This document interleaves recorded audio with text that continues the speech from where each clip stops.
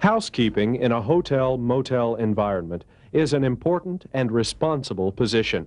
It takes a lot of hard work to meet your schedules, but that's what our business is all about, providing service to guests. Your work in housekeeping requires you to make use of many different tools, equipment, and of course, a variety of chemicals. This program is about safety, your safety and the safety of others. We certainly can't list all the safety rules and procedures needed to prevent accidents, but we would like to review some important points about housekeeping safety. The very first rule is to follow your department's policies and procedures. Your company has specific rules, and it's up to you to know and follow these procedures. There's a reason for every rule. You may not know why such a rule exists, but rules are developed to protect you, your fellow employees, and of course, our guests. This is so important, let's give you an example. Your supervisor explains not to use ammonia and chlorine cleaners together. Ammonia is a good cleaner, so are chlorine products. If both are good, shouldn't they be better mixed together? Ammonia, when mixed with chlorine products, can form a very toxic combination of gas called chloramine. Chloramine can be fatal. That's just one reason why following policies and procedures is extremely important. Okay, let's discuss some of the things you can do to prevent accidents and injuries. Think about safety before you perform any job. Use your good judgment and experience to make the right decision. Safety won't slow you down, but it'll make your job easier and safer, and that's a proven fact. Certainly, everyone knows how to lift safely. You lift at work, at home, and everywhere in between.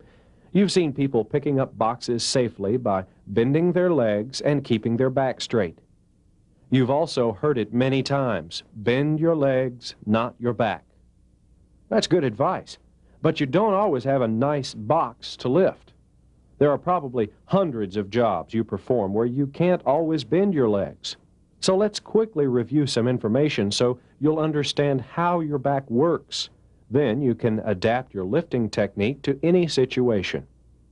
Your back is composed of bones, discs, and nerves.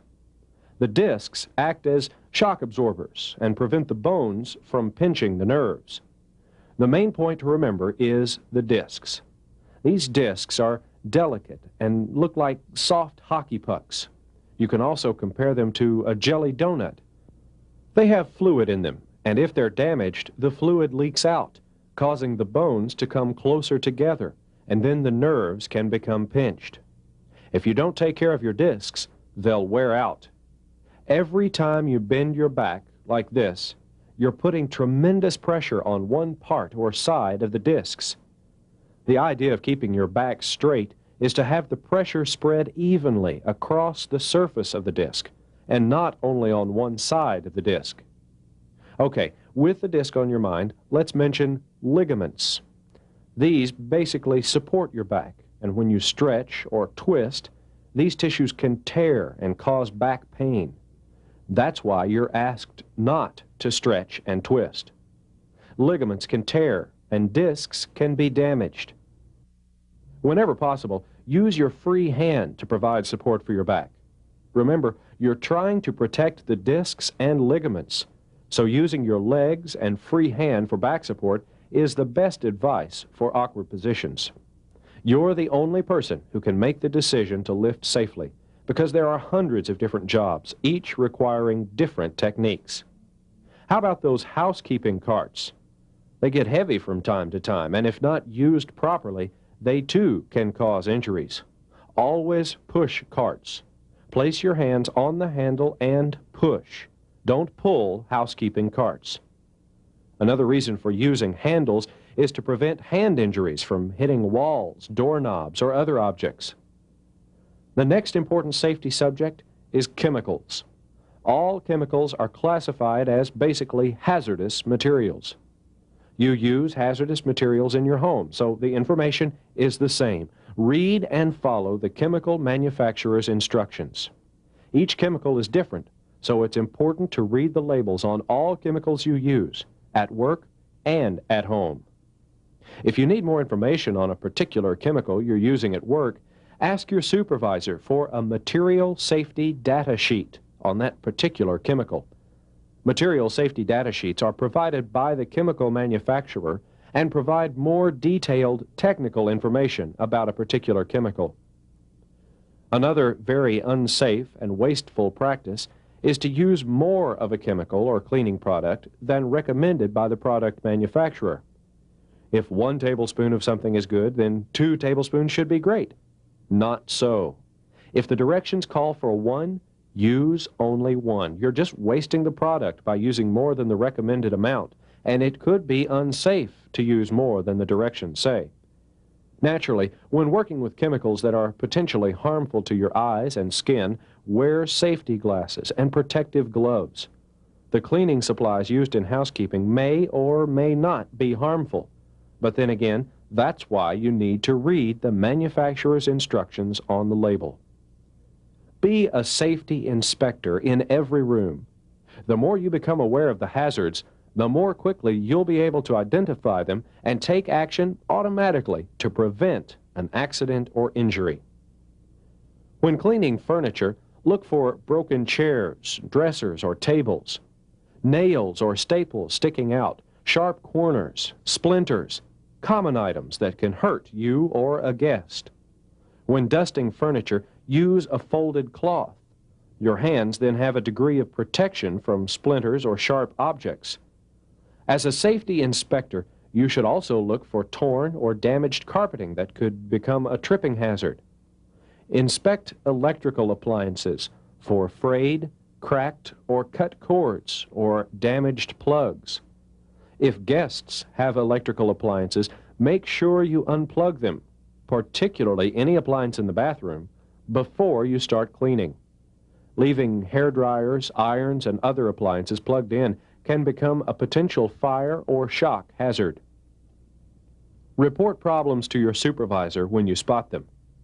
Correcting hazards before they become accidents is the name of the game. Replace burned-out light bulbs, but be sure to unplug the lamp before changing the bulb. The bathroom can be particularly dangerous, from wet floors, soapy bathtubs, razor blades, broken glass. It's a place to take safety seriously. Don't climb on bathtubs or commodes when cleaning walls or other objects. Don't forget about support for your back. Many people are injured by trying to take shortcuts, and your safety is more important than taking a risk. What about broken glass or razor blades? Never pick up glass or razor blades with your hands. That's a job for a dustpan and small broom. Due to the risk of AIDS, you should always pay particular attention to any object with blood on it.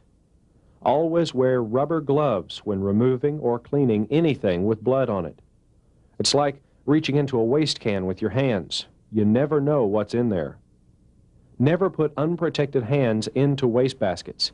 You need to know and follow housekeeping procedures to protect yourself and guests. As safety inspectors, there are a few more items to look for, such as broken or leaky faucets, defective handles, grab bars, soap dishes, and don't forget about toilet seats that may have become loose at the hinges. Report any defective equipment or unsafe conditions to your supervisor. Last but not least is safely making beds. You've done it hundreds of times, but it is a big part of accident prevention.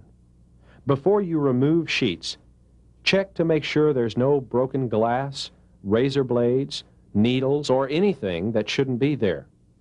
When making the bed, be aware of the headboard and wall so you don't bump your head. Report broken or damaged frames or loose parts. Use your free hand to give back support when bending down. Don't try to stretch across the bed to tuck in a corner. Go around. It's much safer. When turning a mattress, don't try to pick up the mattress. Lift it on one side, move it across, then lower it gently. Let the weight of the mattress rest on the springs, not your back. All you have to do is slide and maneuver the mattress. The main point to remember is keep your discs spread evenly across your bones and not pinched on one side.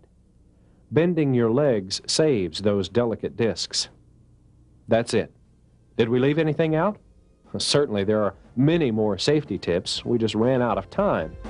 You're professionals and can use your good judgment in making the right decision for safety. Think about yourself, other employees, and guests. It's like coming to work rested, alert, and ready to go, on time. Not wearing rings or jewelry that can get caught on furniture or other objects.